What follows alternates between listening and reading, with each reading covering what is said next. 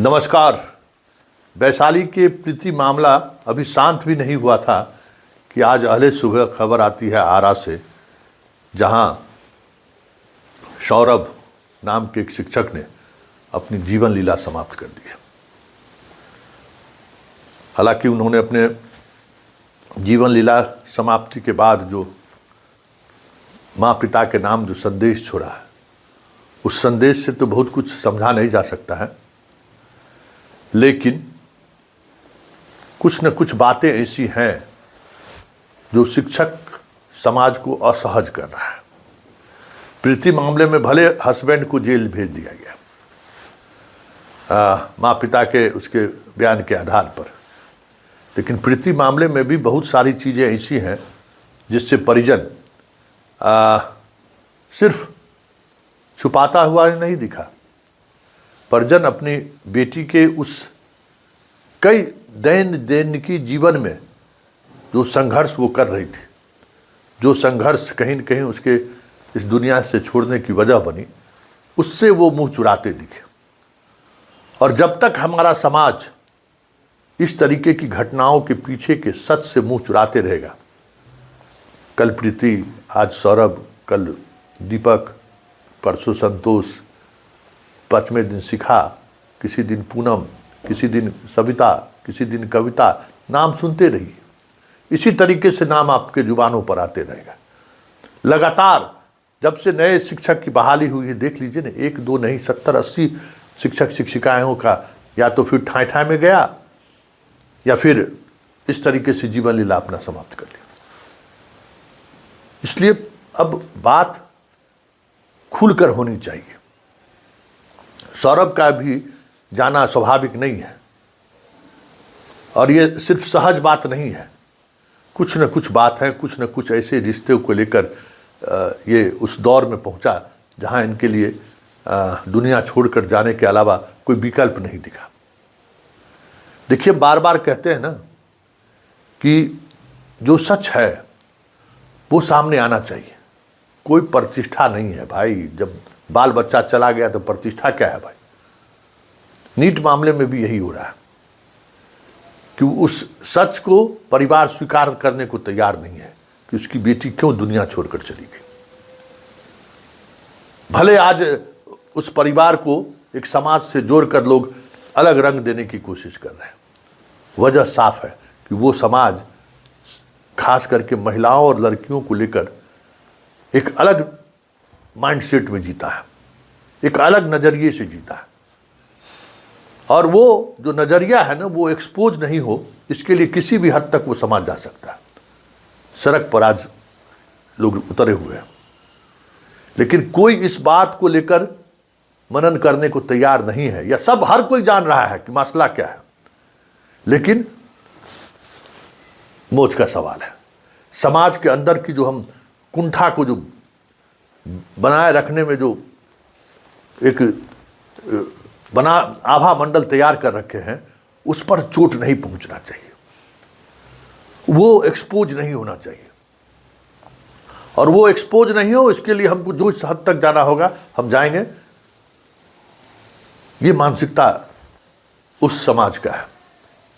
इसलिए निर्भया, आए दिन निर्भया जाती रहेंगी, कोई समाधान नहीं निकलेगा, क्योंकि इसकी वजह जो है, उस वजह पर कोई विचार विमर्श करने को तैयार नहीं है। शिक्षक शिक्षिकाएं के आपसी रिश्तों की वजह से जो एक करवाहट, जो एक तनाव हर स्कूल में देखने को मिल रहा है। कोई भी स्कूल अछूता नहीं है।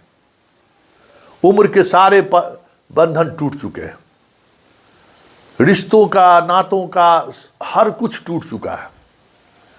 बस सिर्फ और सिर्फ सारी चीजें कहीं न कहीं इसी के आसपास घूमती हुई दिख रही है। और ये समाज स्वीकार करने को तैयार नहीं है, परिवार स्वीकार करने को तैयार नहीं है कि अकेले लड़का, अकेले लड़कियां घर से दूर है तो उनकी ज़रूरतें क्या है, वो किस किस बात को रोजाना फेस करती है। लड़के तो कम फेस करते हैं, लड़कियां सबसे ज़्यादा फेस करती है। कोई सपोर्ट सिस्टम नहीं है। रात में बीमार पड़ जाए तो दवा लेने के लिए भी जिसको फ़ोन करेगी वो भी कल किसी और रिश्ते में बंध जाए तो कोई बड़ी बात नहीं है, क्योंकि ये रिश्ता ही कुछ ऐसा है ना, ये कोई केमिकल रिएक्शन नहीं है, और ना ये मैथ साइंस है कि 2 2 4 होगा ही, या फिर ये कोई बायोलॉजिकल रिएक्शन नहीं है कि इसमें जो है सो आप सोडियम डालिएगा और उसके साथ कैल्शियम मिलाइएगा तो क्या बनेगा। तो CO2 गैस बनने का जो पद्धति है, प्रोसेस है, वो प्रोसेस कभी बदल नहीं सकता है। लेकिन जीवन ना फिजिक्स है, ना केमिस्ट्री है, ना मैथ है।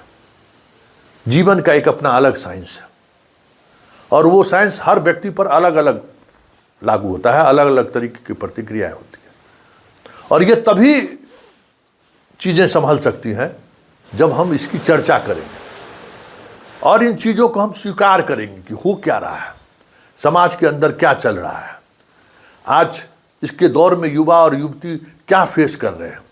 सोशल मीडिया के आने से, मोबाइल फ़ोन के आने से क्या बदला है। पहले चुपचाप चुरा कर लोग चिट्ठी किसी तरीके से पहुंचाने की कोशिश करता था, वही उसी कोशिश में महीनों लग जाता था कि किसी तरीके से हम अपनी बात हम जिसको चाहते हैं उस तक पहुंचा दें, महीनों लग जाता था। आज सेकंड में हम अपनी बात उस तक पहुंचा देते हैं। ये इतना बड़ा फर्क आया है रिश्तों में। तो ये जो फर्क है ना, ये फर्क आप एक बात समझ लीजिए, ये फर्क को समाज को समझना होगा कि जो चिट्ठी के ज़माने में मोहब्बत भरा, आई लव यू भरा हुआ पत्र को लड़कियों तक पहुंचाने में महीनों और सालों बीत जाता था, आज वो सेकंड में हो रहा है। लेकिन समाज उस रफ्तार से चीज़ों को सोच नहीं रहा है, न समझने को तैयार है। उसको लगता है कि प्रतिष्ठा है, इसको ढक के रखो, इज्जत। ये जो इज्जत वाली बात है ना, उसी की शिकार प्रीति भी हुई है, उसी का शिकार सौरभ भी हुआ है। हमें ओपन माइंड से चीज़ों को सोचना होगा कि समाज में हो क्या रहा है, रिश्तों की इस पहेली को समझना होगा, और उसी तरीके से हम अपने बच्चों को तैयार करना होगा। बच्चों से बातचीत करनी होगी, बच्चों को ये लगे, ये भरोसा हम गार्जियनों को बनाना होगा कि बच्चों को ये भरोसा रहे कि हम माँ पिताजी से अगर हम ये बात शेयर करेंगे तो वो उसको दूसरे तरीके से नहीं लेंगे। इतना ओपन माइंड बनाने की जरूरत है, नहीं तो आने वाले समय में इसी तरीके से बच्चे दुनिया छोड़ते रहेंगे और हम आप समाज की प्रतिष्ठा मान के सहारे दूसरा दिशा देते रहेंगे। इसलिए जो सच है उसको स्वीकार करिए, और हम शिक्षक बंधुओं से आग्रह करेंगे कि आप स्कूल में सिर्फ बच्चों को ही नहीं पढ़ाने आते हैं, आप अपने भी पढ़ने आते हैं, एक नए रिश्तों के साथ। वो रिश्ता कैसा हो और वो रिश्ता लंबे वक्त तक कैसे चले, इसका क्या केमिस्ट्री हो सकता है। खुलकर बात करिए, आपस में संवाद करिए, और उस संवाद के सहारे समाधान निकालिए। नहीं तो प्रीति, फिर आज सौरभ, न जाने कितने ऐसे नाम इस सूची में जुड़ जाए, कह नहीं सकते। इसलिए मनन करने की जरूरत है, मंथन करने की जरूरत है।